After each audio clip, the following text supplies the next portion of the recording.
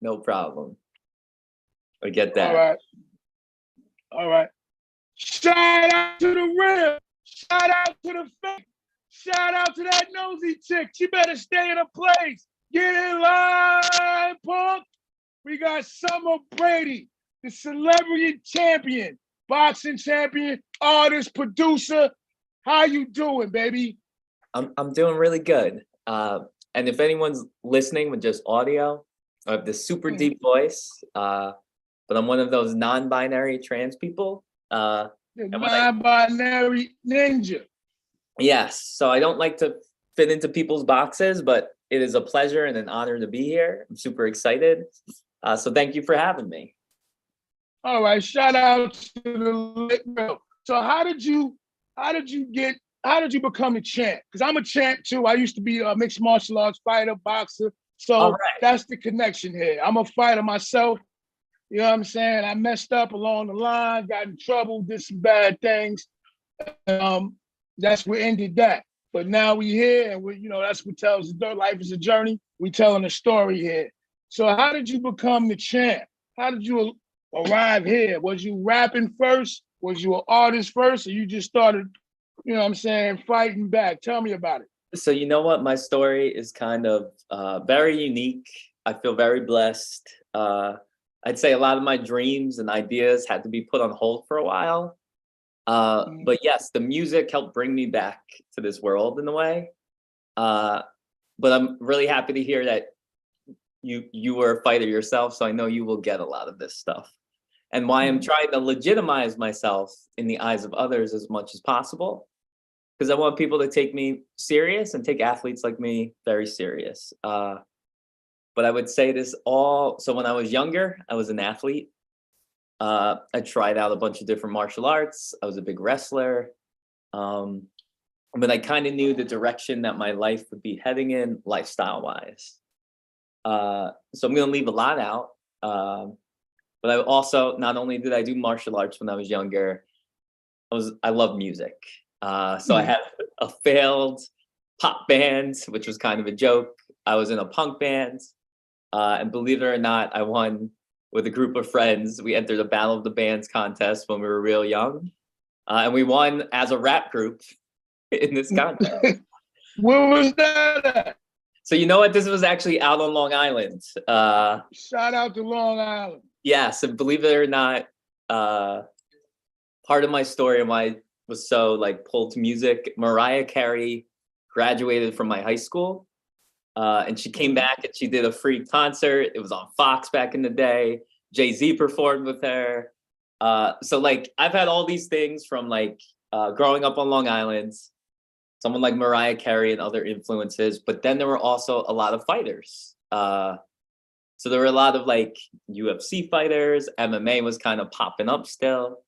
And I'd say that, I was really good at wrestling, placed in a bunch of tournaments, but at the same time was a bit of a screw up, was dealing with the mental health stuff that I wasn't so open with everybody about. So I always wonder how far I could have taken all of that. But at the same time, I also was training in other arts. And I came across this gym called Sarah Jiu-Jitsu.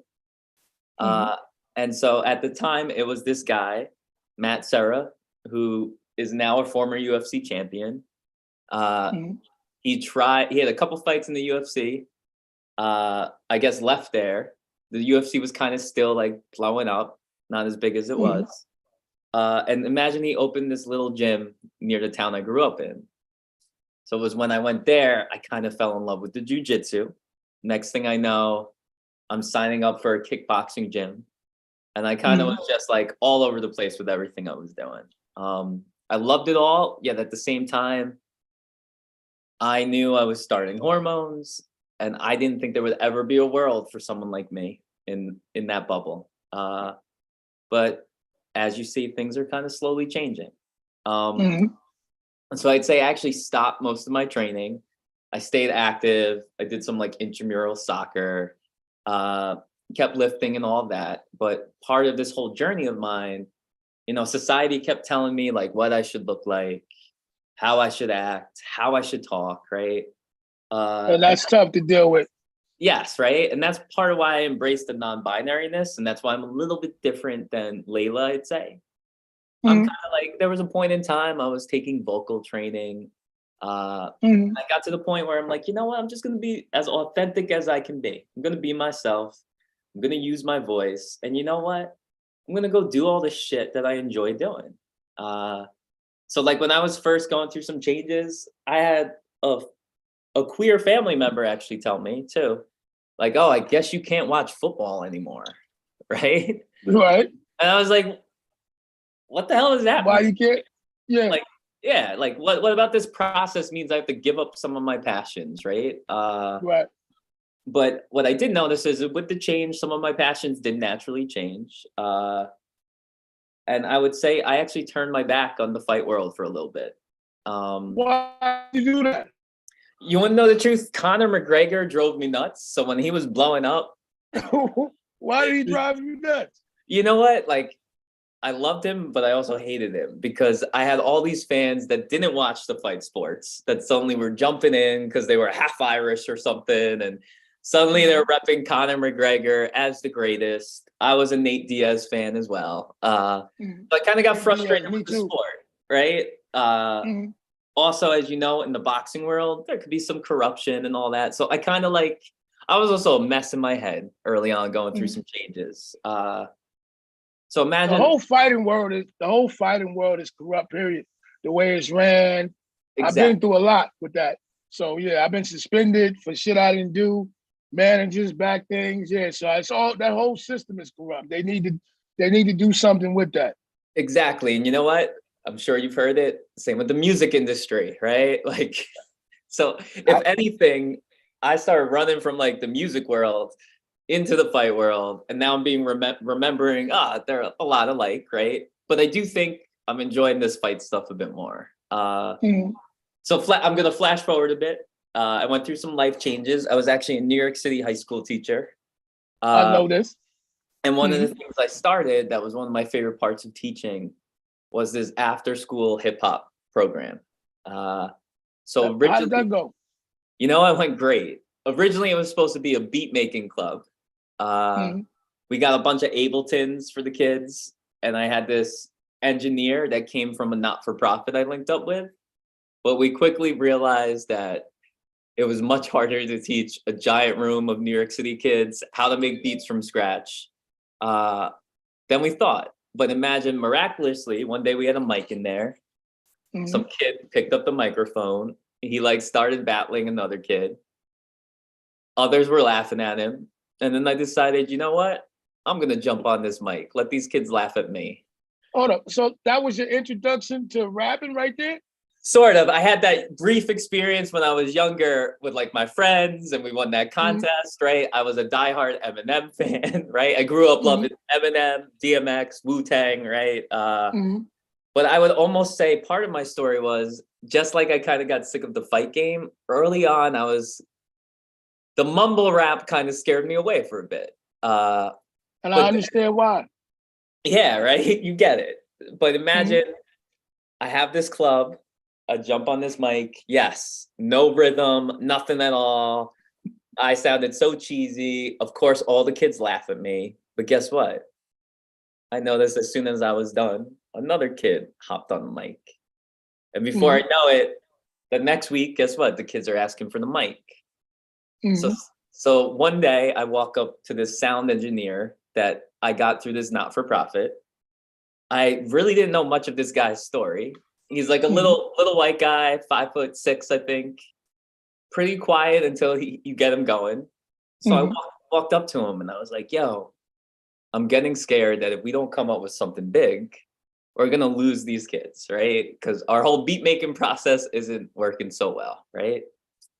So imagine he's like, yo, I got an idea. He turns to these kids.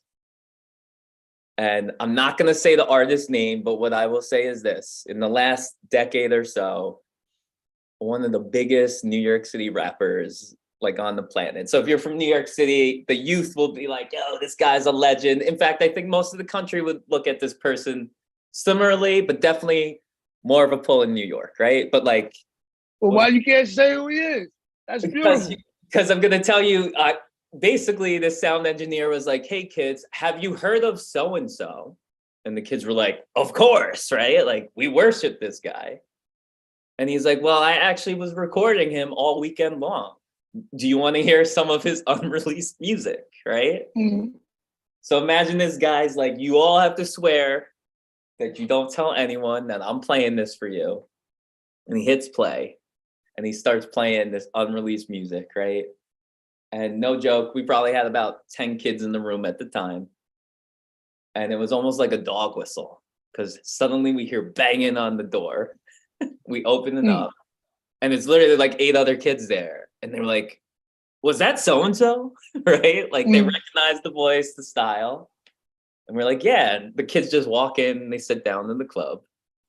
So next thing I know, he's playing more. And just one thing I'll share about this engineer guy, he also produces, I find out. Like these are his types of stories. He's like, yeah, I went down the other day. They told me to open the door to let Kanye in, right? Oh, Ariana Grande sang me happy birthday because we were working on music on my birthday, right? So like, so this guy, I thought he was in many ways a mute. These kids are suddenly sold on this club, right?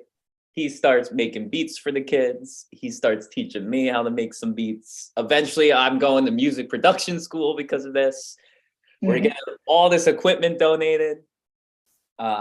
Year 1, we're in this little classroom. Year 2, we built this makeshift studio in my classroom. And then in the years that follow, I'm bringing the kids actually to real New York City studios. And like, it went from being, like I said, like 8 kids to the point where we had multiple high schools sending kids to this club. Imagine, once again, I have some music out there that I've been talking about deleting forever that I've not wrote down. Because part of this story was, originally I was making trash music and challenging kids like, yo, bet you can't top me, right? But over time, guess what? These kids came to this white, non-binary, different teacher. We created a bond. And before I know it, I'm making beats. The kids are working on rhythm with me. They're working on flow. Part of this story too is the dean of the high school, a little bit older than me, opened for Wu-Tang back in the day. All Get out of here. Yeah. So guess what?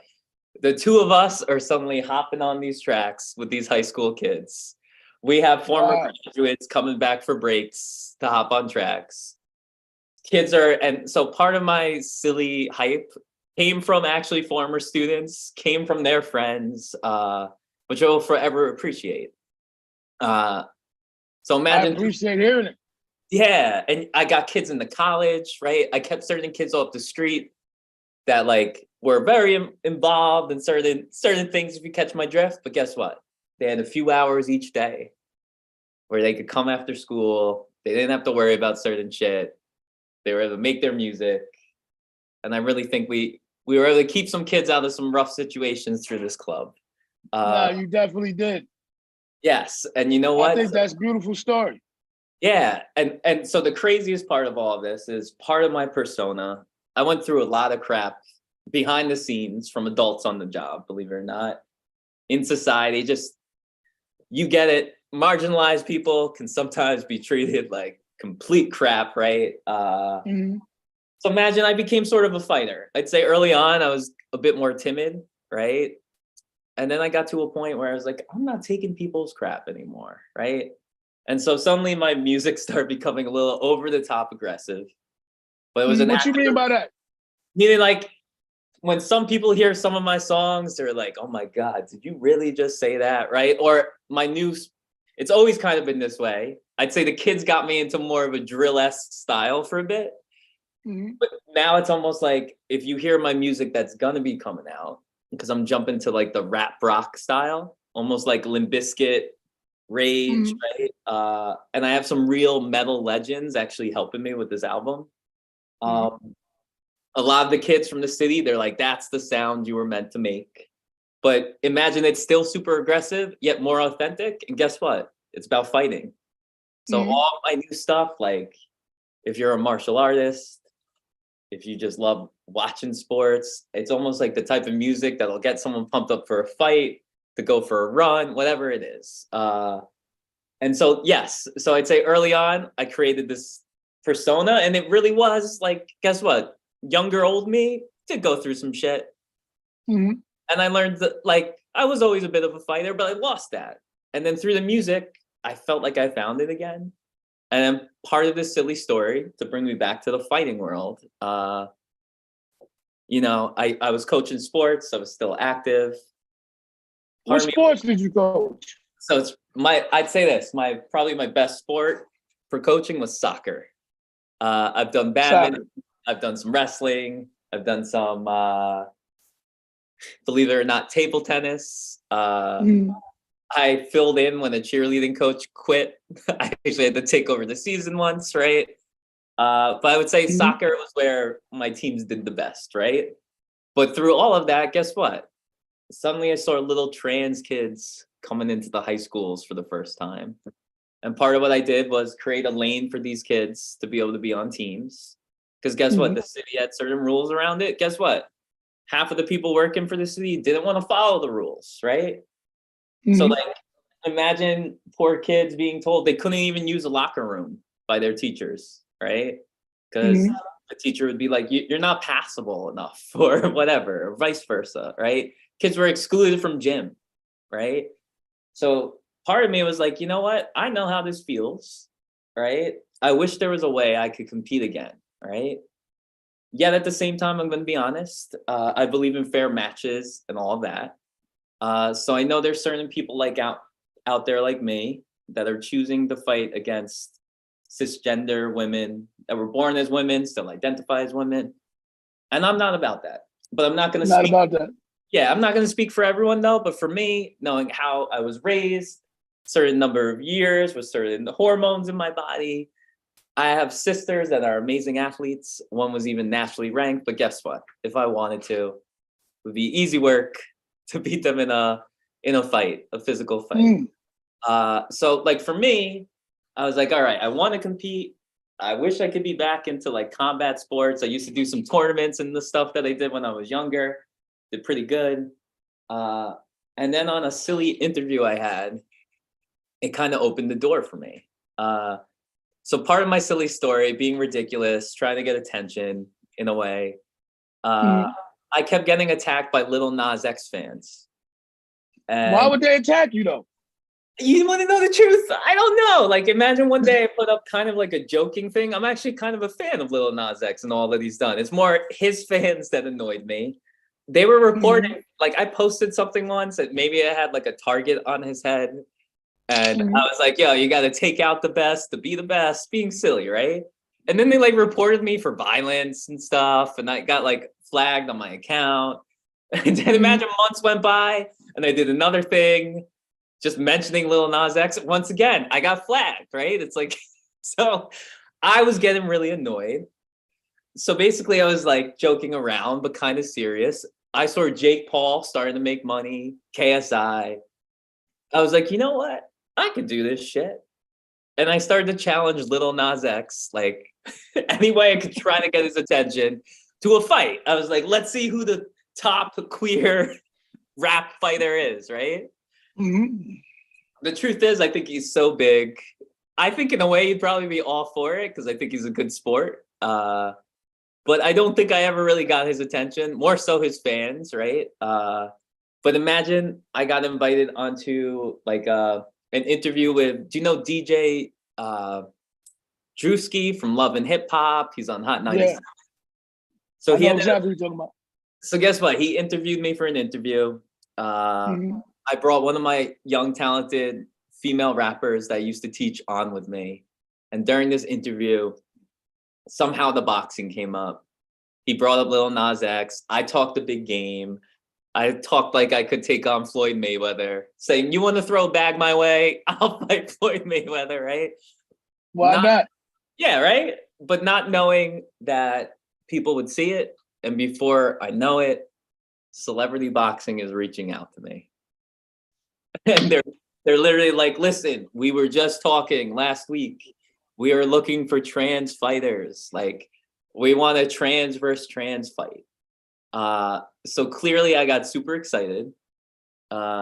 part of this story, as I was leaving teaching at the same time. You guys still there? One sec.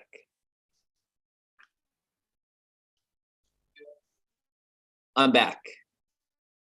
Yeah, I did that. I'm sorry. Wi-Fi issue. Yeah. Yeah.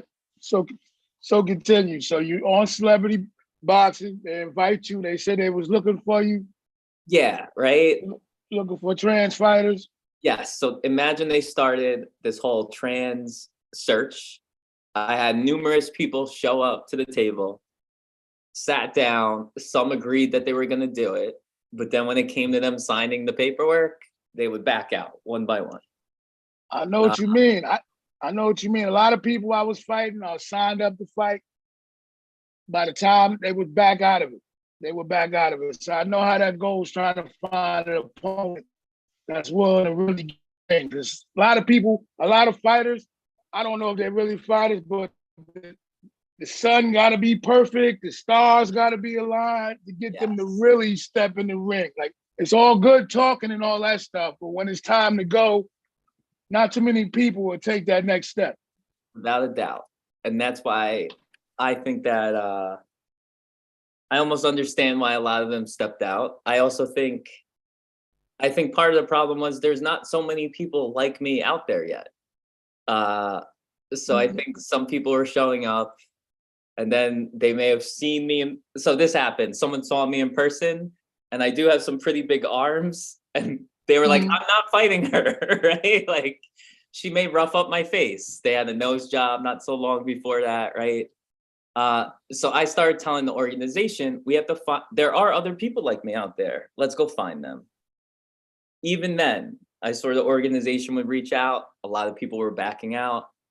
So I was supposed to fight in May, and they had to cancel my fight, which clearly upset me. It was supposed to be for I know the feeling. Right? But imagine I went to the CEO and I was like, listen, I've been training, right? I want to fight. And they said, honestly, if you can find a man that's willing to fight me, we can make it an open gender, non-binary division match. And I was like, I'm down to fight a man. I was like, right now, right? I'm so disappointed. I've been training. I've been transforming my body. I got my diet right. I joined multiple gyms, right? And I'm really happy that we were able to make it happen in October. So imagine I ended up having this fight. This one gentleman stepped up. I think at first he thought it was going to be an easy win for himself.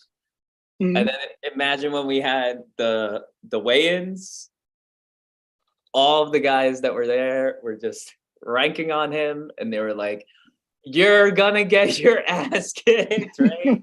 They're like, I think she's bigger than you, da da da da da. So between us, I love Mike. We had a love-hate relationship. I know that he really started stressing out. And I think that he at first wasn't gonna take the fight so serious, but then I knew that he did not want to lose, right? Like, of course not. Nobody wanted to be the first to go down. Yeah, so imagine I literally had all these people coming up to me before this fight, literally like, yo, can you make sure you don't knock Mike out? Right? Really? Yes, like people wanted me to go easy, and guess what? That got into my head a little bit, right? So I'm like, do I want to really embarrass this guy, right? Like, his girlfriend was gonna be there. But guess what happened? As soon as that bell rang and he came out, I knew he didn't want to be embarrassed. As soon as I realized, like, all right, he's trying to win here, right? Like, at props to him, I laid him out real good in the first round, right? And he got back up. I'll give that to him. He later told me his nose was killing him. But it was a blast. And that was the beginning. But I'll be honest, for me, I was disappointed in myself, right? Why? Because I think the nerves got to me a bit. I performed, I won, but I think you'll get this. A lot of people that want to be fighters or artists or like perfectionists, right? Like, I want to be able to, for my next fight with Lalyah, I want people to be able to watch it and be like, wow, that was a clinic, right? Or look at that footwork, look at that form, right? I think part of it was I bulked up to fight that dude, and I think it slowed me down a little, and that's what I didn't like. But now I'm really excited because since I won that fight, it created a little hype. I know Damon was searching. Lalyah was one of the people that would consistently come back. And I'm happy that Lalyah has stepped up to want to try this in March. Hold on. So for one, I got to ask you one question real quick. So do you think you can beat Lalyah? So this is where I think as a fighter, you'll understand this. Anyone could beat anyone at the right moment. So I'm really nervous. Right. Like I don't want to, I was talking a lot of smack to my last opponent. I'm afraid to talk so much smack with Lalyah. So there's a few fears I have. Why? Because you know what? I know deep down Laylah's a sweet person. Like it is so much easier for me to want to punch someone in the face when they're an asshole, right? And from what I can tell, Lalyah is a nice person inside. So there's part of me that's afraid I'm going to get in my own head. But I think once again, as soon as that bell rings, that'll be over. The other thing is, coming from the world she came with, the pro wrestling and all that, she's pretty big and powerful herself. So like, I know when we saw each other in person, I think our height was similar, which made me feel a bit better. But at first I thought she was going to have a few inches on me. But I do think that she does have a bit more of size on me because I was spending a lot of time trying to cut down. More length. What's up? She's more lengthy. Yes. So like, here's the truth. I'm hoping the fact that I trained when I was much younger, the fact that I've been training every day, basically, for the last year in a bunch of different arts, I think I have the advantage for this fight, but I know at the same time, anything can happen. And that's where like, I need to make sure my cardio is on point. I need to make sure my defense is ready, right? Because I didn't have to use so much in my last fight, right? And I also know that some of the people that are training Lalyah are real athletes, right? So part of me, I know not to take this lightly. Yeah. So you mean business on this one? I gotta mean business. You going for the knockout? So you know what? It's like this. I have such mixed opinions because, like I said, Lalyah seems like a sweetheart, right? I know she's probably got that killer edge too. But boxing is boxing. So if a knockout has to happen, it has to happen. As long as I get the win. Sure win. Yes, exactly, right? Whether it's points or a knockout. Hopefully there's no disqualifications, right? Yeah. So here's the thing. I know you get this. There's no better feeling in the world than laying someone out and knocking them out too. So there's so much of me that wants to do it in the ring, wants to do it on the pay-per-view, right? But then there's that nice side of me. And that's sort of like who I am. Non-binary, I don't fit into people's boxes. It's kind of like the best of both worlds. I feel like I'm half killer, half softy. So I'm hoping the killer comes out. You have a heart. You're a killer with a heart. Yes. And so part of this story too, if we're talking about fighting trans women and me actually knocking one out, I could talk about one that I would love to knock out if you want. Yeah, tell me about it. Tell me about it. So part of this story is I had a bunch of trans fighters claiming they wanted to fight me, calling me out. And there's a couple like me that are out there training in multiple arts, whether it's jujitsu, kickboxing, boxing. And there's this one girl, Gita Marie. She calls herself like the real Gita man. Marie. Yes, or it might be G Marie somewheres, right? But Gita. She's got an Instagram. I think she calls herself the real man eater. And we were friendly for a bit, but I know Celebrity Boxing reached out to her and she basically left them on red, right? And then once my fight was announced, suddenly she's tagging me, calling me a fake fighter. I'm ducking her. I'm scared, right? Meanwhile, celebrity boxing, myself and her, we have the screenshots, right? But what really stinks is this. I'd say probably my favorite art is kickboxing. In fact, I love my elbows, my knees, and my legs. But it all works together. So I was actually supposed to have the first ever trans versus trans American kickboxing match on March 11th, which is the same date I'm fighting Lalyah. Unfortunately, it got announced that it was the same date. I had to reach out to that MMA organization and tell them like, hey, I'm so sorry. And they're like, don't worry, we're gonna pencil you in for May. And then what do I see a week later? That Gita Marie stole my spot. And now she's fighting in the first ever kickboxing match, right? After not choosing to fight me, she's tagging me, calling me a coward, right? So here's the truth. The killer in me would love to either choke her out or knock her out, right? I'm thinking either kickboxing or jujitsu or MMA, but she's someone that I would love to destroy. There's also, I'm not sure if you've heard of Alana McLaughlin, but she was in the news. Introducing me. So she transitioned, but she was in the news. She went pro and she fought a French girl in an MMA fight and she won.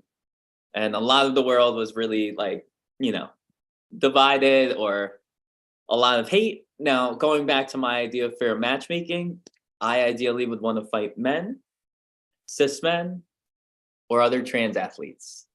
So I have a feeling that Alana wouldn't step up to fight me, but seems to want to fight cisgender girls. But if she's really so tough and she calls herself a killer because she was in the military and all that, special forces, why is she dodging me and these other trans fighters who want to fight her? So truthfully, I'm all over the place. I think Lalyah is the warm-up.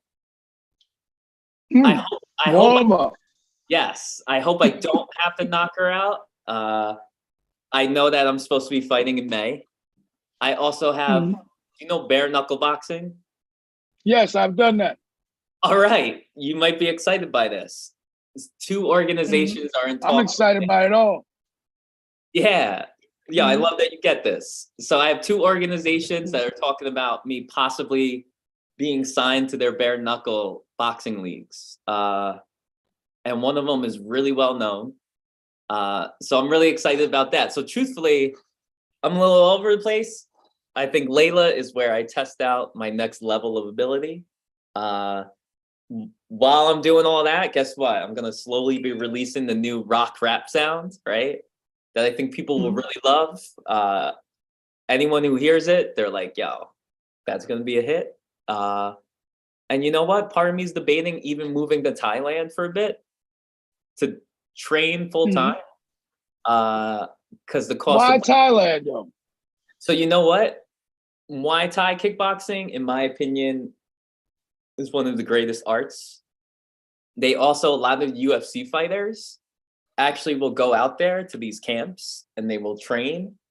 So like one of the popular ones is Tiger Muay Thai, but I think they have two current UFC champions that are technically part of their camp, right? But like you can go fly out there as a normal person. You can pay for like the monthly fee. And imagine you get like unlimited training, and like what you would pay in a month there would probably be like what you would pay maybe in a week in the US.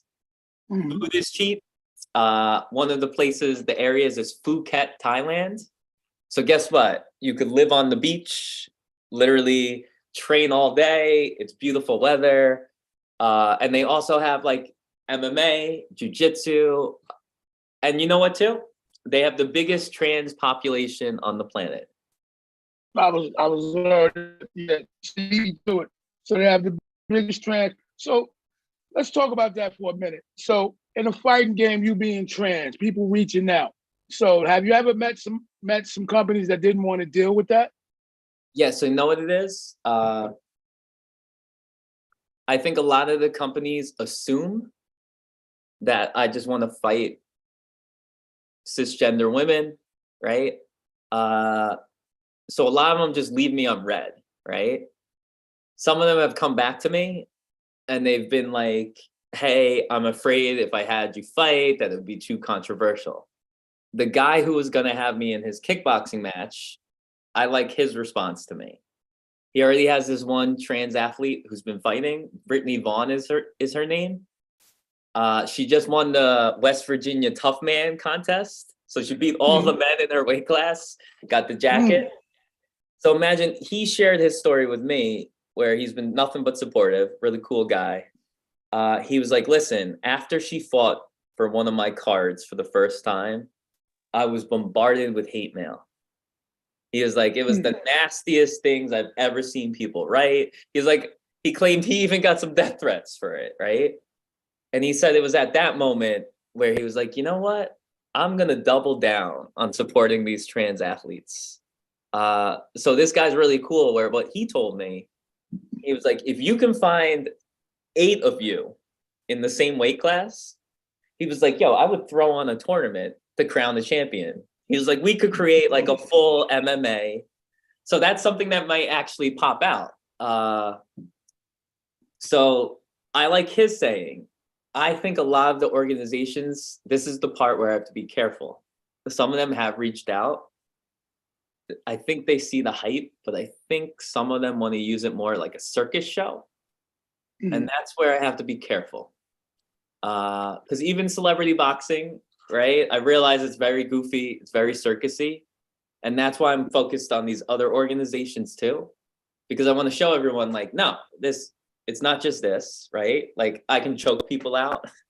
I can knee their face off, right? And the truth is I'm not getting any younger. So I think seeing that these like bare knuckle orgs are talking to me, I think that someone like myself, especially if the media started covering it, well, guess what? I think you would see it in multiple sports, even like, the Boston Marathon. They had this year, it was the first time, they had a non-binary category, right? Meaning like. For the marathon? Yeah, meaning like you could technically have been crowned the champ for the non-binary category, right? I know with the swimmer that was winning some tournaments, the NCAA swimmer. Are you talking about the trans swimmer? Yes, right? So like two things about that. She went viral. She went viral a few times? Yes. So like I look at it kind of mixed. Where I feel bad for her is the rules at the time allowed her to compete. So like she wasn't breaking any rules technically, right? But a lot of people are like, oh, you transitioned to beat women. And at the same time, guess what? I'll say this. If I were to go compete in a kickboxing tournament and beat the crap out of women that were training their whole lives tomorrow, I would have no pride holding a gold medal on that podium, right? But I'm not, yes. No, I have a question. I want you to finish what you're saying. Angie, let us talk. All right. I didn't even know you was here. Go ahead. So imagine, like, how do I put this? So in a way, the rules, she was just working with the rules that existed, yet, they ended up coming out with new rules that have banned any swimmer from competing against women unless I think they transition before the age of 12, which no one's really doing anyway, right? Hormonally and stuff, right? So where I feel mixed about it is, all right, you guys just eliminated people like in a form like, hey, everyone could do this thing except for you people. Well, they did announce they were creating an open gender category, right? But it's been a good 6 months or so, I think. And my prediction is we won't hear anything new. Like they banned the trans athletes. What has me excited is this though, real quick. The WBC just announced right before the new year, they're making a trans division for boxing. They're gonna have tournaments later this year. They're coming out with new rules. So like part of me thinks that people like me are creating, well, hey, if you don't want us competing in your gender brackets or whatever, right? At least give us a lane. And you know what? Like, I know it's not the same thing, but I've said this to some people. Someone like Jackie Robinson, right? There was a point in time where guess what? If we had the same rules in place from 100 years ago, well, our sports leagues would look very different about who's competing out, right? My opinion is this. I don't know all the science. I can tell you what I know about myself. I think I know what a lot of the science will prove. But my opinion is right now, there's not enough knowledge or data. If you're gonna prevent trans people from competing, well, at least give them an avenue to compete, right? So that's why I'm all about these trans tournaments, right? Because another thing, guess what? In 5 years or so, not 5 years, but every 5 years that goes by, there's gonna be more people like me. So guess what? We start now, those leagues will be big. I picture the NCAA one day having different, like the trans brackets, right? Or maybe I'm wrong. But yeah, no, it's definitely necessary and needed. And it's definitely, I think that's a beautiful thing. But I think with you is nobody can say nothing because you're willing to fight men and you're willing to go in the ring with men and do what you got to do. So I applaud that. And you're not so much, you wouldn't fight a woman. So that's what I think that you said. So I think that's the difference between you and other transgender females. Angie, answer your question. Shout out to Real. That's cousin Angie. I didn't know she was here. Go ahead, Angie. I know I'm kind of small in the corner a little bit. My bad. Peace and blessings to everybody. Shout out to the Real. Thank you for coming on to the show, Summer Brandy. I appreciate you. Appreciate you. Brady. Yes, I'm sorry, Brady. I'm a former female athlete. I don't do sports anymore. You feel me? I'm a little bit aged, but time has passed for me. But as a parent, you know what I'm saying, to a daughter that plays sports. And she's very diverse, right? And we have questions. So as far as transgenders joining the sport, right? I understand where you're coming from and I applaud you. But for those athletes that feel like they need to compete against, how, I don't want to sound insensitive, but I guess to females that don't want to change who they are, right? They're comfortable who they are. So when you have an athlete that's been trained from small to compete with their same gender, and then they have to compete with an individual that feels that they're in the same gender and stuff like that, they feel some kind of way about it because of the strength. And I hear what you're saying, that you take hormones to adjust. I know a lot of people do, but the question is, like, what's the guidelines between it? Because you have a lot of concerned parents, a lot of concerned athletes that don't want to get hurt, because we've had situations where transgenders have fought against others and they're messed up. Like, you know what I mean? Like, it's bad, broke jaws and everything. So just as a former athlete and as a parent of an athlete, like, what do you have to say to people that have questions? Because they may not want their child to compete in such situations because of physical harm. And I think it's lack of information and understanding about that. And I understand, I heard what you said, that you didn't start your transition early, but then you have people, not to shout anybody out, but he's in the spotlight. We have Dwayne Wade and his child, very young, transitioning. He has the money, the influence to push that type of agenda. And you have some that have backlash, but at the end of the day, what do you have to say about that? Because you're actually physically in the sport. Cool. That was a great question. Yeah. That answer. And you know what? So here's the truth. And this is what I often say to people. I, first of all, am not the expert.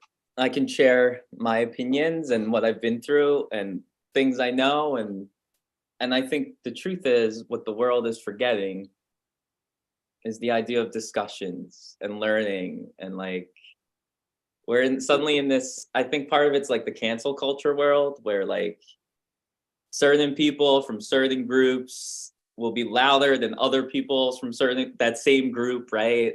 And sometimes people assume everyone's thinking the same way and all of that.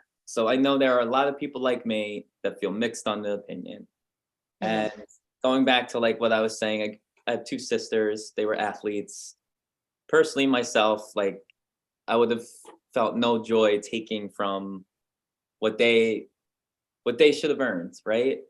Now going back, I said earlier, like we don't know all the science yet and the idea of guidelines. So part of the problem is some of this is so new, yet Right. some of it is not so new, right? It's just more so in the spotlight that, you know, we're talking about science and we don't really have all the data yet, right? In fact, some of it I think contradicts, right? I also think the idea comes down to specific sports and style. So like in fighting, for example, I think more concern and looking at like the WBC announcing the trans category. Now I was excited about it, but when I was reading it, I was like, no, like I'm super excited, but I know you guys are creating it for specific reasons of your own. And the big thing was to protect female women from people that may have been born as men that have some strength, maybe extra muscle. I hear the bone density thing come up, right? But this is where I'm probably going to go a little too much. Part of the problem is this: when we talk about like bone density, lung size, and all that, yes, people with the DNA of a man tend to have maybe bigger lungs, da da da.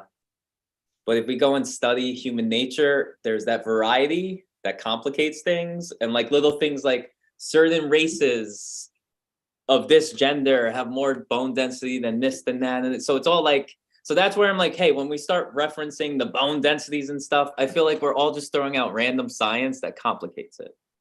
Going back though, I know that like testosterone is a very powerful thing, right? And going back to Dwayne Wade. So what I'll say is this, I tell you this to people a lot. I have felt trans and had these feelings, and there's like video evidence of it from my earliest memories, right? Like I used to go to bed and pray to God that I would wake up in a different body at 5 years old. And like so much of my life, like I tried to be the man that I thought the world wanted me to be. And part of my story is starting transitions, seeing how the world started to treat me and jumping back into the closet, bulking back up. So where was I going with this? So in a way, I'm happy that someone like Dwayne Wade is supporting mentally, spiritually, all that. Now, if she was out there competing in sports at the moment, I wonder what people would be saying. I think it would be a little bit different. But let's say she did start the hormones. I think this is what they're saying. Like this, I'm going back to the swimming world, right?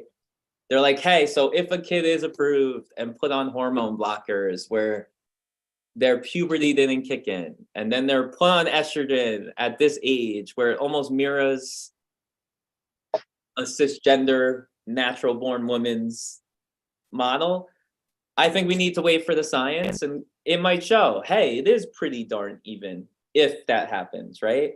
But just like, you know, you take a natural born woman, and if you were to inject her with testosterone for 6 months and have her lifting heavy weights, she's probably going to get stronger. And guess what? Even if she stops, she'll probably keep some of that strength or muscle mass, at least for some time, right? So I think like age is such a big factor. I also think sports, right?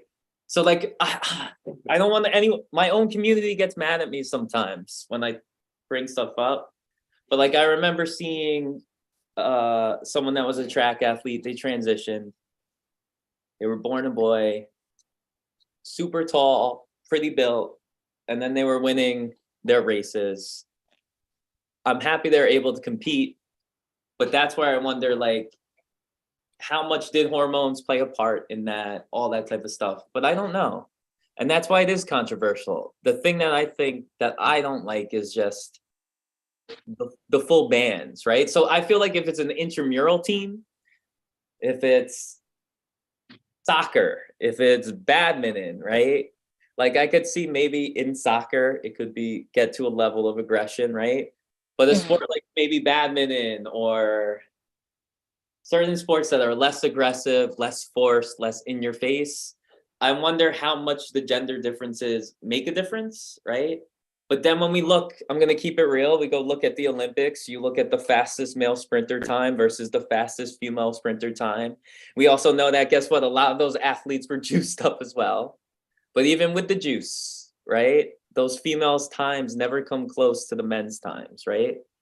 But once again, we're talking about people that went through the full process. So here's the truth.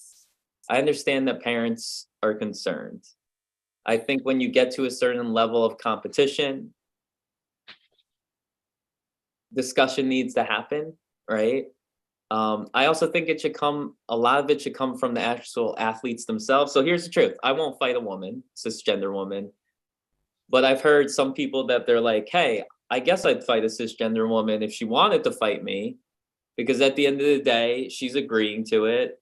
We're both martial artists, right? I'm kind of blabbering a lot here. I'm sorry. It's No, it's cool. It's cool. What you're saying is you're not fighting a woman. You understand the difference between a man and a woman. And I heard you perfectly clear. So, yes. You know what the big thing is though? This is the part where you guys might not agree with me, but maybe me talking, you'll be like, you know what? I think a lot of these schools and states across the country, and this is what drives me nuts, because I know how it feels to be treated this way. Part of my story is, even though there were laws that existed that I was supposed to be able to use whatever bathroom I identified as, I worked in a school that I was the only employee not given a bathroom key. And then literally given excuses for almost a full year. And then they finally gave me a key 6 floors down in the basement. And then, like, of course, when I complain about that, they tried to cover it up and deny it all. Did you sue? Did you sue for that? I did. And so part of my story, I told you I went through some dark shit. I'll say this. Me changing on the job, the biggest city in the world tried to end my career. And it's actually public record. And I went through me becoming a fighter. It was a good almost decade of my job. I was almost forced out. I went from being like the greatest to suddenly letters in my file, all this stuff. But here's the truth. I'm a survivor. And part of the reason why they tried to bury me, this actually reached the governor's office, the mayor's office. They helped try to cover some of this shit up. And I survived. And so part of this story, why I was able to start boxing, the city decided they would rather pay me to leave teaching than to hold the disgusting individuals accountable. And that bathroom key story is nothing. I literally had sexual organs grabbed by people, spit, like I could go on and on, right? So they paid me to leave my job, which is disgusting. And what I often say to people is, here I am in this big giant liberal city, yet behind the scenes, this is how certain people get treated, right? And it really opened my eyes to, remember I told you guys, I kind of started mini transitions and would go back. Something that I really cherish is, we hear the idea of privilege a lot, right? And I'd say me walking around and being so tough, I regained some privilege in a way back. But when I was losing muscle, when I became more feminine, just the way people switch up the way they started treating me, like, I felt the reason I kept jumping back into that closet, guess what? People wake up with certain identifiers they can't change. People will see it, right? I cut my hair off, stopped the hormones, bulked back up, jumped back into the closet. Life got easier, yet I was suicidal and miserable because I still had those feelings, right? And that's why I went back. But guess what? I knew each time I went back, holy shit, I'm about to lose all that white male privilege that I've had my whole life, right? And there's no feeling like that, right? Like, to gain it and lose it, like, I know, like, there's very few circumstances that people, right? So I think when I associate with people, I often think like, yo, I may not understand what they're going through, but like, yo, I got to remember the way that this world has chewed me up and spit me out. So let me ask you real quick. So when you talk about back and forth and transition, when did you come out to when did you come out? So you know what? So I first came out to like friends. I was a teenager. And of course they all told me I was confused. I came out to some family. My family told me to hide it, keep it in the closet. Part of the story was if you come out now, think of your poor younger sister. And guess what? Years later, she's a lesbian, right? So part of it was, I'd say at 19, I went to college. I was getting a lot of attention from people. Some things I heard early on was, oh, you ruined yourself, you ruined your good looks, whatever. But it was probably around the age 19, I really started going into deep therapy for this. I was in therapy like my whole life. I tried out hormones there. And I'd say what I would do from that point on is like every couple of years, I'd probably jump on hormones for a good 6 months to almost a year. I would start getting smaller. My face would change. People would ask me if I was sick. I'd be growing my hair out. Some people would put it together, others wouldn't.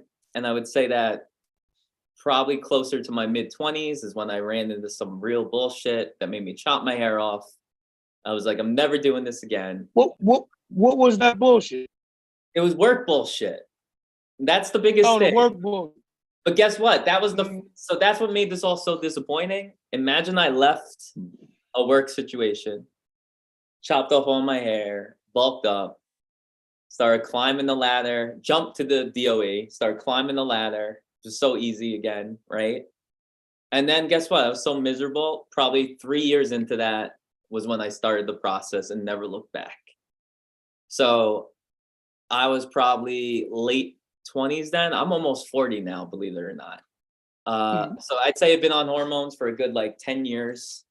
I've had different looks where I will bulk back up and all that. And I've seen you look more feminine. I've seen you smaller. Yeah, so like here's what's crazy is people don't realize is like if I were to stop training today, change my diet up a little bit, I can lose weight massively. Like part of this story is in February last year, I was walking Fashion Week. And if you were to see my measurements for Fashion Week compared to my measurements for my boxing match, it's like a different human. So I've had to give up some of the femininity for fighting, but guess what? I'm trading the fight. But to go back, we hear this a lot. Going back to, you guys hear me going back and forth with my transition. You will hear a lot of people like, oh, so many people that transition young end up regretting it and backing out. But if you do look at the statistics, the majority of them are like me that end up retransitioning. And it's because it's so tough. They give up for a bit, right? Whether you don't have family support. So back when I gave up that one time, I didn't have much family support. Friends turned their back, bullshit at work. It was almost like, yo, I have nothing. What did your family, what did they say to you? What did they do? Did they walk away from you? Did they turn their back on you? So I'd say the irony is I hid it from my dad the longest because he was super kind of conservative and religious in many ways. He rocked an NRA hat, right? Was always at church on Sundays, Irish Catholic background, served in the military. And guess what? When I eventually told him last, it was like nothing changed, right? He saw me the same way.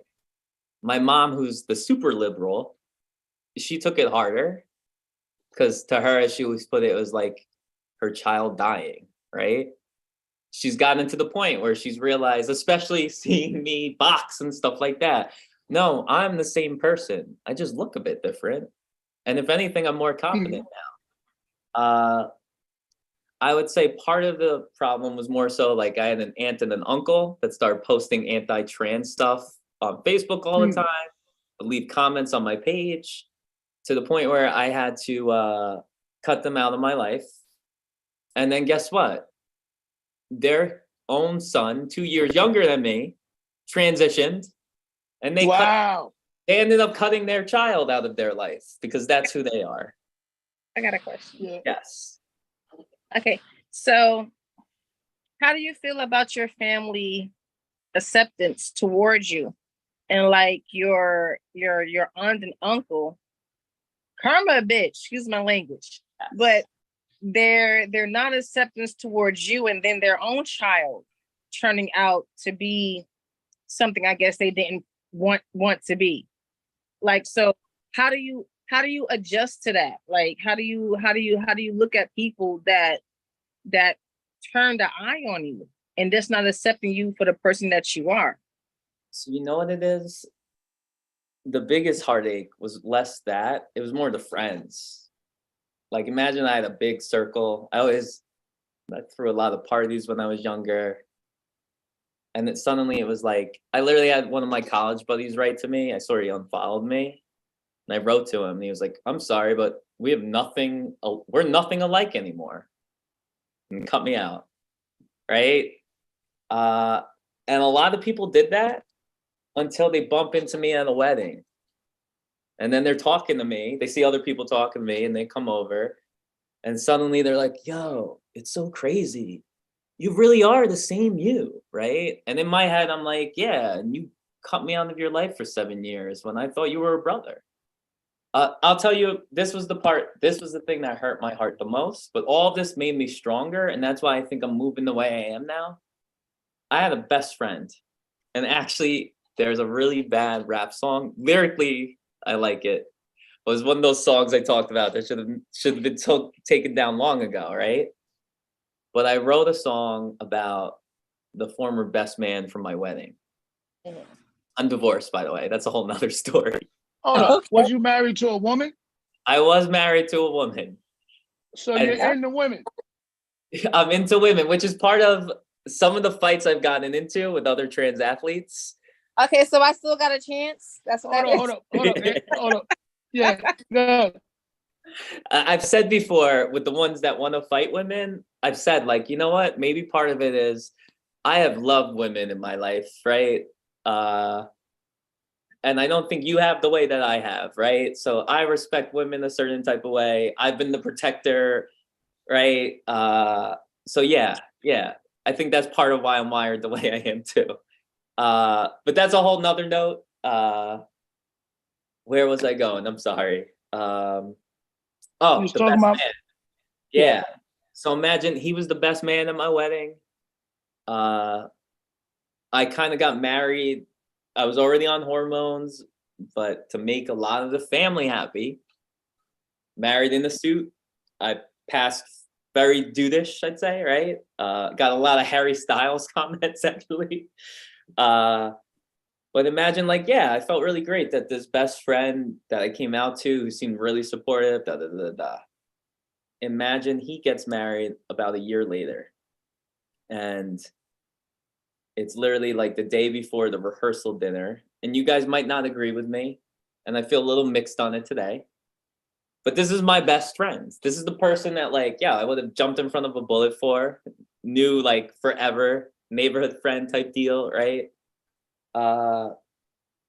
He ends up calling me up to tell me he's going to, basically he's like, hey, so, I was talking with my future wife, and at this point I'm living full time, dressing the type of way, like full lifestyle. And basically I was told that I couldn't be myself at the rehearsal dinner or at the wedding. Oh. Okay, time out.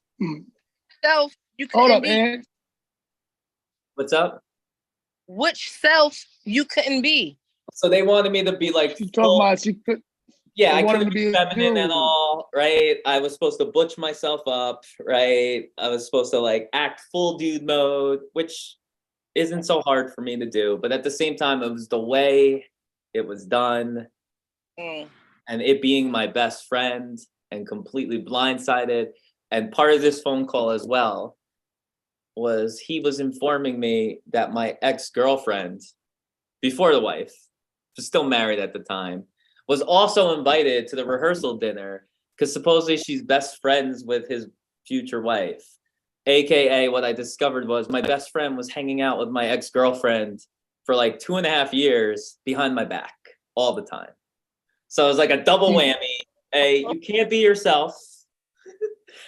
And I'm also inviting and that's where, guess what?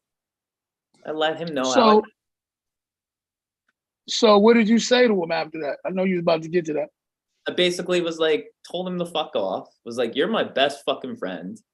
I was like, literally, you were my best man like less than a year ago. You're bombarding me on this shit. I'm finding out you've been chilling with my ex, who, by the way, did horrific shit to me, right? Furthermore, I could only assume what else you guys may have been up to, right? That, like, I have to think a lot of things, right? Especially knowing the character of my ex. And imagine, like, they got really nasty with me, said some really messed up stuff to me, right? Told me that it was their wife's special day and that they should be able to just suck it up for their wife. Meanwhile, adding the insult to injury, my friend dated some girl for like 7.5, 8 years. And then they broke up. And then he got in a relationship with this girl. I don't even think they were together for a year. They were like rushing into a marriage type deal, right? So that's what insulted me too, was like, yo, it would be one thing if it was like that girl you were with for 8 years, you guys had a life together, but this stranger, right? And I was gonna almost suck it up until, guess what?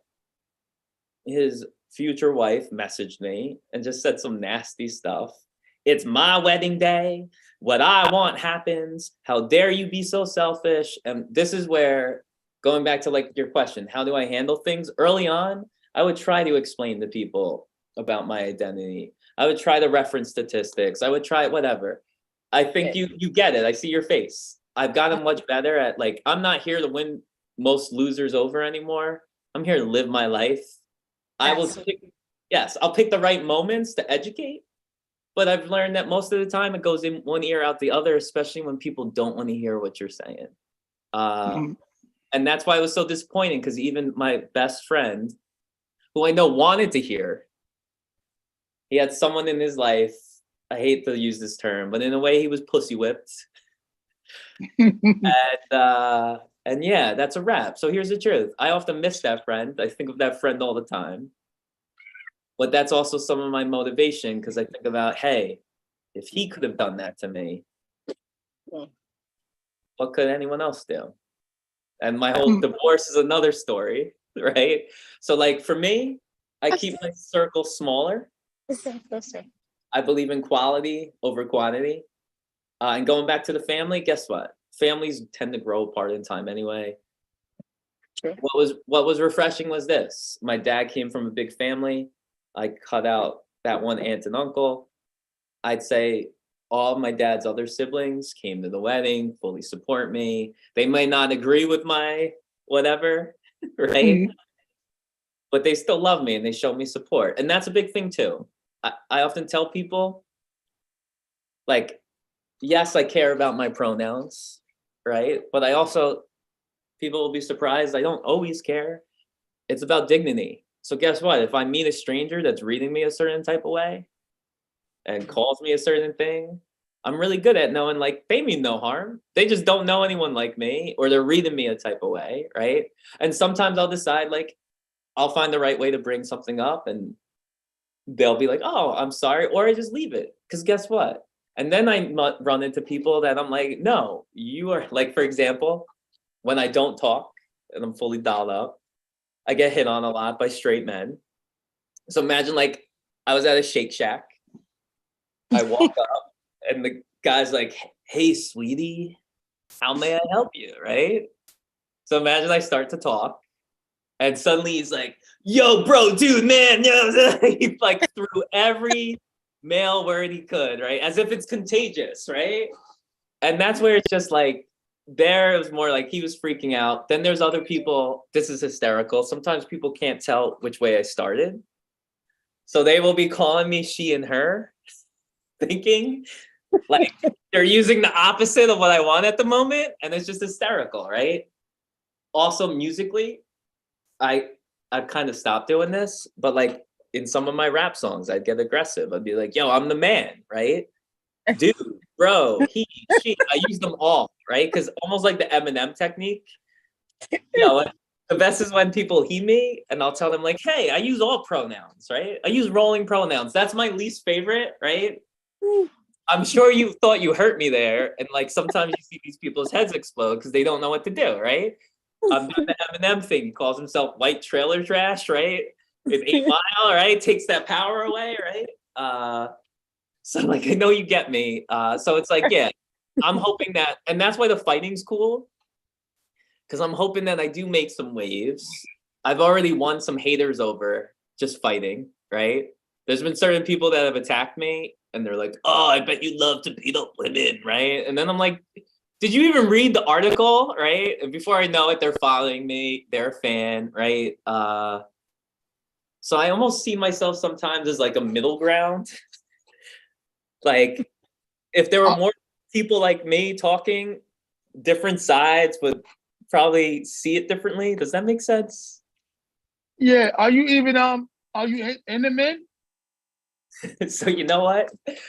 How do I put this? I get weird. I don't like labels. I have explored things. When my body changed over time, I would say I became more open-minded. But at the end of the day, who do I fall for? Who do I get real feelings for? It's women. I believe. What's up? My bad. Yeah. Sex is sex, love is love, right? It's interesting, right? And here's the truth. I still got plenty of life to live. So who knows how I'd be feeling or talking about this stuff down the line. So you never fell in love with a man? No. Now, I've had some men, I think, fall in love with me, unfortunately. That has led to some awkward situations. I'd say awkward? Let's just say I was in a relationship with a female once, and I had like a best guy friend that just was gay. So they shouldn't have been so into me, right?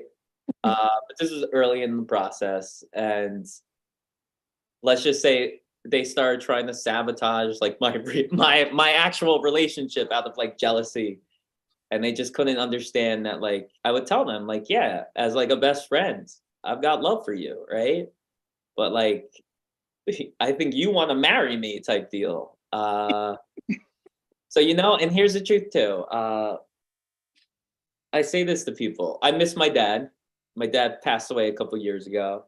I loved my dad. I think my dad was a great guy. So I like to think about it sometimes, right? I don't want to limit myself. I'm also, this might sound a little crazy. I'm all about like spiritual connections. So yes, physical attractions matter.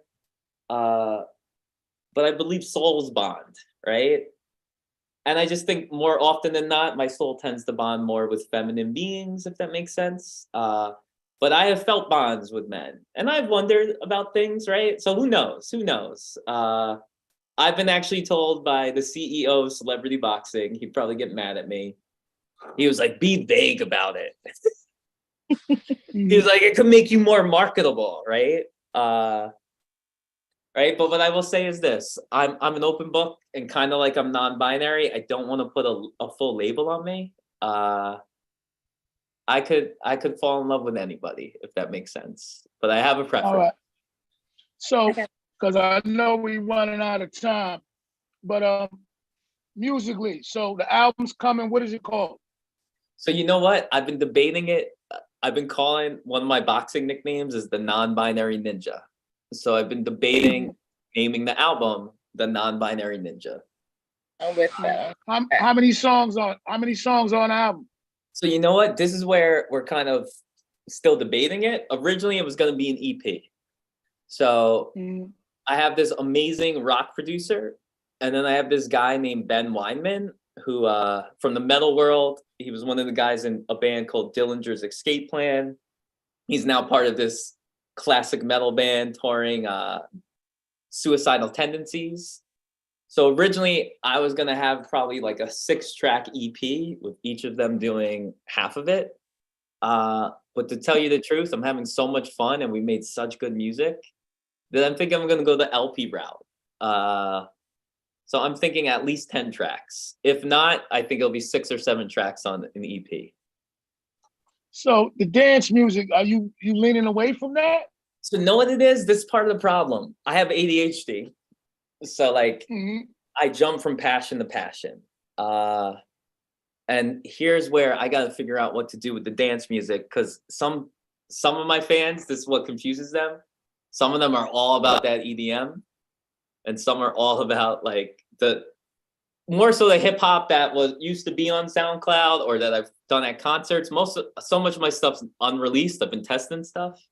But the EDM, in my opinion, some of it's really good. And no joke, I spent a good. No, it is really good. Yeah, and so you got a beautiful voice. So here's the truth. All of that's like sampling or stealing. I wish that was my actual voice, right? A few of them have my voice in them, but most of that is like the work of the production, believe it or not, right? And that's where people assume it's my voice, which has worked in my favor. I've purposely let people assume sometimes, right? But I'm more doing my Marshmello Calvin Harris thing on those tracks. Though there what are does that mean? Meaning like, so for example, Calvin Harris has, what's that song with Rihanna? Like What You Came For or whatever.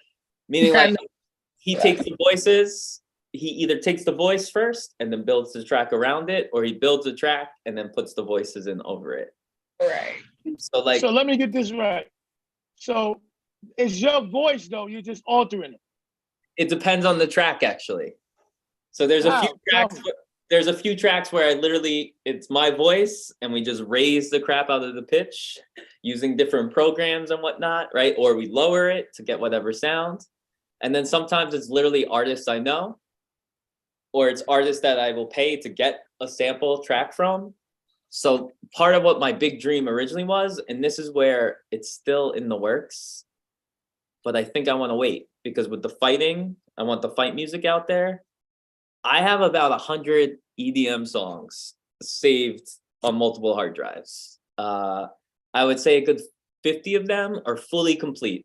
Vocals and everything mixed and mastered. This is all your production? Yes, right? The other 50, I haven't touched forever because I've been so busy with the fighting. I've been told by industry people, they're like, you're too confusing. You need one sound, right? Sometimes I want to tell the industry people, like, you know what, go fuck yourselves. I don't care. I'm just going to dump whatever music I got out there. And if people like it, they'll listen to it. But there's also part of me that's thinking maybe I released that under a side project name. Because I hear a lot from people. I've been hit up where people are like, yo, if you can perform a DJ set with your EDM, we'll get you booked for this giant Pride show. We'll get you da-da-da-da-da. Part of me wants to focus on the fighting, the rock, and I'm thinking maybe next year I reveal the softer side with some of that EDM. And what my dream is, I want to get some features on my rap rock tracks, right? And I'm working on a BOXER from D12 feature. I have a feature from him. I'm trying to fit it onto a rock track currently. Oh, so y'all got a song together? Yes. How did that come about? So you know what? I'm just a diehard Eminem fan. So like, I kept, as my Instagram got bigger, this is how I knew I was onto something. People started responding to my DMs. So I literally like wrote to BOXER and he wrote back and I was like, yo, I'm a huge Eminem fan. Can I get a feature? I love the song Purple Pills. Can we make a like Purple Pills too? And he ends up sending me a verse and like a hook. And I'm trying to fit it into a rock track at the moment. Because he originally hopped on a hip hop beat I sent him that he liked. But now I'm trying this new sound. So what I would love to do is make some sound here, get some features, and then I dream of the EDM with legit features on there, whether they're pop or hip hop. Like I kind of want to expand everywhere I can. Anybody else you work with? So I would say that Riff Raff, do you know Riff Raff? I have a Riff Raff feature. I'm trying to think of, I've had lots of people I've been in talks with. I just haven't done it yet. So like you guys might find this cool. I was being told not to do this, but I think I'm gonna do it. I've been offered an unreleased DMX verse. And part of me just thinks like, yo, DMX would fit so well on a heavy rock. Why would they tell you not to do that? Because you know what? So much of my year was wasted with industry people. I never had them on my team. And then I had some loser convince me to give them a shot. And then imagine half the ideas I wanted to do, I've been talked out of. So if I didn't have these people in my life earlier, yes, you would have seen that EDM album already. They were like, no, it's too confusing. To go back, they were like, oh, well, what would you really gain from that, right? Like, would it be worth it? No one would pay attention. And what I say to these people is, listen, you don't get it. At the end of the day, I'm mainly a music fan, right? And I grew up listening to DMX, and maybe you don't see it yet, but I think other people would dig this track. And like at the end of the day, I don't give a shit, truthfully, about being famous, right? Because I also know how this industry is such bullshit, by the way, right? You really think a billion people wake up to watch Drake first thing in the morning with a new music video? No, that's payola farms and all that shit, right? So at the end of the day, if there's a little niche crew of DMX fans or rock fans that blend together, or maybe it would be a song that took me to the next level. Like, I kind of don't care. So I do think I'm going to do it. Whether or not... I think you should. DMX is my favorite rapper. Who's your favorite rappers? Who's your favorite artist? DMX is definitely up there. And that's why when you hear a lot of my rock rap, I bark a lot. Right? Right? So I would say my favorite artists, I usually go back to my youth. It would be DMX, Eminem, early Nas. I'm loving that Nas is still in the game. I love Wu-Tang. So clearly the New York influence. I loved Master P back in the day. Me too. I love the old Master P. Right? Lil Wayne, in my opinion, he's definitely, if not the GOAT, top 3 still out there. I hope you don't hate on this. I like some Jay-Z tracks, but I think Jay-Z is way overrated. Hold on, real quick. Why you say Hov is overrated, man? Because guess what? This is the way I look at Hov. Definitely always top tier. I just hate when I see like articles. Now, I'm not saying Eminem's the greatest either, right? But like I see a headline yesterday, like comparing Eminem versus... Who was the most impactful? Yes, right? So like... I seen that. Right? I want to hear this. So guess what? Like, I understand Eminem. He's just too unique, too white. Like, it's too niche-y in a way. Like, I get it, right? But when we look at Jay-Z, like, was he ever the top artist in his big years? No, he wasn't. Like, half these rappers that we aren't even talking about anymore were above him in sales and all that, right? He's the most consistent. Yes, he was more consistent. And I respect the empire he built. I respect how he went all different directions, married, got into a power couple relationship, which was brilliant as well, right? So like, I respect all of that. But when it comes to like, yo, is he the most lyrically gifted? Does he have the best flow? Does he have the best numbers out there, right? And I hate to say this, talking about payola, like I know Tidal was being investigated because it sounded like some angry employee leaked that Tidal was inflating Kanye's and Beyonce's tracks back when Lemonade was out, right? So some of this success, I would say, is self-made, self-created. Everybody's doing it, right? Let's keep it real. Like, I don't know how you feel about that young guy related to Floyd, what's his face? NBA Youngboy, right? Mm-hmm. I see, so this is going the other way. I see they're posting like NBA Youngboy outsells Jay-Z, right? But guess what? The game's completely different. Most of his streams are coming from YouTube, and I have to wonder if half those streams are from farm bots as well and stuff, right? Because guess what? I don't know anyone in New York really listening to him, right? But my whole point is it's hard to compare these people to begin with, right? But like, I'll go back to this. I'm thinking of the Jay-Z versus Nas beef back in the day. All right. Like, who do you think won, right? I'm Team Nas. Well, hold on. The Ether verse, for real. The Ether song was more, you know what I'm saying? He did it. The Ether verse, he won that. The Ether song, he won that. But right. I think the war, I'm a Jay-Z fan. I don't think the takeover was just a Nas song. So he was aiming at a few people. But I think that Jay-Z kind of won the war because on other songs, he there was better songs that he came at Nas with that I think were better than. I think Nas at the time of his career was it was more like shock value. Ether was more like shock value. So I think as far as the selling and when you come to terms of consistency, I gotta give it to Hove at that time period. But right now, Nas is aging well. He's aging well. His music is aging well. Yes. And his career, I think the time period, like right now, Nas is becoming, and I think it's beautiful for Nas that people are, that he's coming back to the forefront, it's coming full circle for him.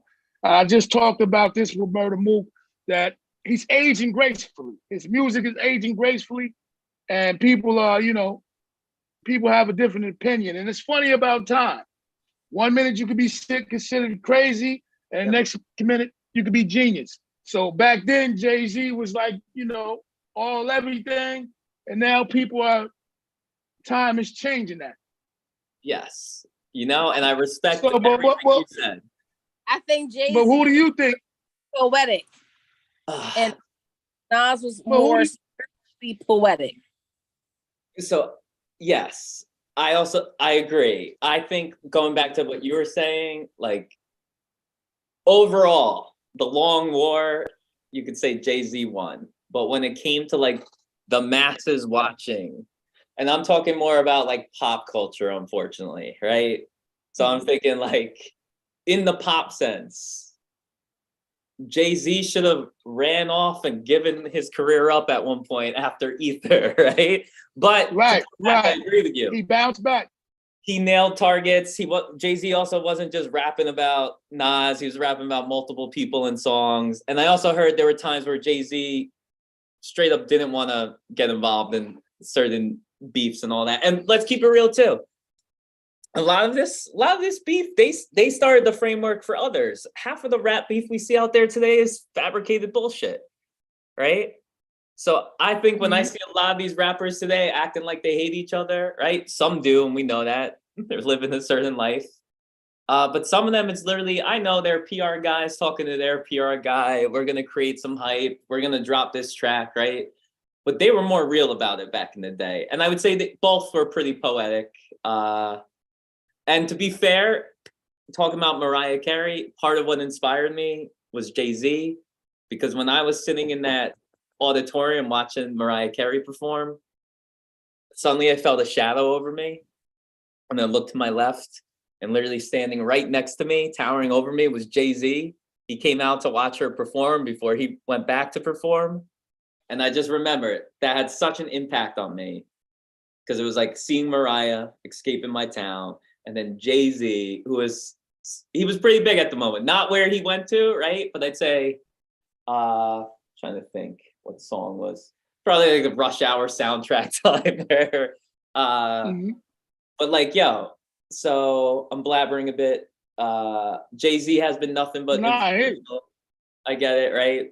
I love seeing that people like Jada Kiss are back out there making noise. Jada Kiss is aging well too. Yes, right? He's aged gracefully. And guess what? So to go back, I cut out the SoundCloud rappers for a while.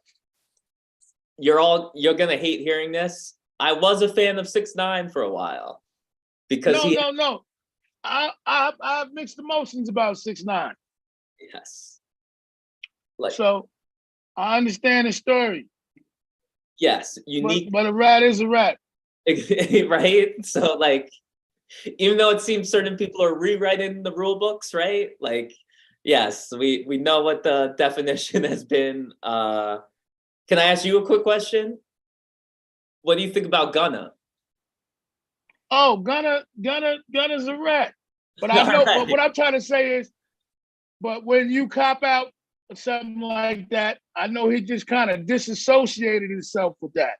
So he didn't really take the stand, but I know they talked to him about what he was doing, because I've been in the law, I've been in the prison, I've been there talked to by the DA, and I know he knew what he was doing. And I know that if you ain't talked to your co-defendant, which is actually your boss, about what you was doing, you know that you selling him down the stream. Yes. even if it's indirectly, because y'all caught that charge together. So you just can't disassociate yourself and just say, oh, it had nothing to do with me. Because you have to know they're going to use that against him. That's leverage against your former boss. So that's what I think. Do you think, here's my question, in the way that, so 6ix9ine's out there making money overseas still, but in many ways in the States, not much, right? It's quiet. Yes. Do you think Gunna has a career anymore? Absolutely. All right. I think that is so much out there now, and so many of them has become, like, it's been revealed. Like, you know, a lot of them that became famous or talk that talk is not really about to walk that walk. And to be honest with you, when you facing life in jail, how many people won't fold? You know what I'm saying? So I think that everybody can talk and have an opinion until they going through it. You know what I'm saying? Until they going through that situation. So with Gunna's situation, I'd probably looked at it like, yo, man, you got a whole lot of other shit you got to deal with. Why you want to keep me here? You know what I'm saying? Yeah. So, you know, I mean, this little charge ain't nothing. You got a whole bunch of shit that you got to answer for that I ain't got nothing to do with. You might as well let me out. And I don't know if that was the conversation. But if you didn't have that conversation, then it's kind of fucked up. All right. Because you know what? I feel like yesterday, someone came out making it seem like that conversation didn't happen. But I'm curious. We'll see in time, right? But I get you. Mm-hmm. I have no idea how I can act as tough as I want. I have no idea how I would respond if I was facing a long sentence, especially, I get it, right? You got fame, you got money, you got that nice girl that you want to see. Yes. It's a lot. So I dig it, you know what I'm saying? I dig it. And, you know, they're trying to change the definition of snitching. And so, you know, they're trying to be technical. You got to point somebody out and do this and do that. But, you know what I'm saying? He wasn't a stranger in that vehicle. And, you know, rappers are targeted. I know there was a conversation. We got a gun in his car and we got a ride. You know, they all carry guns for protection or whatever. Yes. So he had to know. He wasn't just an innocent bystander in the car. Yes, without a doubt. Right. So I would feel some type of way. You know what? I'm interested to see. But I was a fan of both of them. Mm-hmm. So who would you like to work with? Who would you like to work with? I know we running out of so much time. Yes, thank you for all the time. I'll make this quick because I'm sure you got places to be. I could be here all day. So you know what? I'm trying to think of who would be good on a rock rap track. I would love to work with Kodak Black somehow. Kodak Black is the GOAT. Yes, without a doubt. I'm such a fan. I would be curious. I mean this. I think 6ix9ine would fit on a rap rock track so well. I just don't know if it would get me too much shit, right? I want to work with some female voices. Wait, hold on one second. You hear me? I can hear you. I'm gonna try one thing. Is this better? I hear you. It's me. No problem. So you said 6ix9ine would be perfect on a rock record. I agree. Yes, right? I think he should cross over to that too. Without a doubt, right? I think part of the reason he blew up was he went overseas, was in Slovakia. There was a bunch of headbanging white guys. He filmed videos of them just listening to him scream. And then he came back over. I think he fits in that world. I dream of working with like an Alicia Keys somehow. If I could get her on some type of hook, right? You know, someone like a Billie Eilish. I'm going a completely different direction, but I kind of like her style. I would love to work with Doja Cat. I know she's got Doja Cat is beautiful. Yes, she's very talented. Her name comes up a lot right now. Yes. I think she's very talented. Yes, right? And I think I think she actually enjoys different genres of music, right? The art form. Yes. And you know what? I would want to work with Megan Thee Stallion just because she's so controversial at the moment. I think it would be an interesting thing, especially if we came up with an interesting topic. So did she get shot? You know what? I'm not quite sure, right? I'll Tory throw this Lanez out there. shooter? To be fair, if Tory Lanez wants to record a verse through a jail phone, much like Bobby Shmurda, I'm all down for that. Actually, I would love to work with Bobby Shmurda, right? Yeah, I have a pocket for that. Y'all not right. I'm not right. Y'all not right. If I had the money, you know, who else was I thinking? From New York, someone like Fabio Foreign, right? Young M.A. I think Young M.A. and me would be awesome. Like, I would love to She's cover. great. I love that. Bad bitch vibes on everything. Hold up. Do that. One thing I need you to do before anything happens, because we're running out of gas, I need you to plug everything and say shout out to the real Highly Dysfunctional. Yo, honestly, everybody, I hope if you're listening, I'm going to share this all on my posts, but I hope you all follow Highly Dysfunctional. I had lots of fun. I'm hoping I could come back in the future for whatever I'm up to. All the time, anytime. Yes, and you know what? I have a celebrity boxing match coming up March 11th in Atlantic City against Lalyah James, also known as Lalyah the Boxer or Layla Bunny. I got that kickboxing match in May. I'm going to be dropping my rock rap album, The Non-Binary Ninja. I hope Are you signed? You know what? I'm in talks with one possible label. It's a rock label. But no, not yet. Here's can I ask you a quick question? A lot of people tell me don't get signed. Do you think an artist should get signed still? I mean, it pushes you. It pushes you out there. I mean, there's definitely pros to it. It gets you out there. A lot of work you don't have to do. But you know what I'm saying, might be less money. But when you got a core fan base such as yourself, I mean, you might not need it because you got your fan base. And you already did all this so far. So it's like, for the right number, they come at you with the right number. I think I'll drop this one independently and then see what happens. And you know what? You just named the plan. All middle people out. Get your 100 bag, period. Yeah, I like your advice. And you know what? That was, I think, the goal. I'm going to drop this EP. I'm hoping it gets the bigger fish. I may use this rock label, because they are kind of known.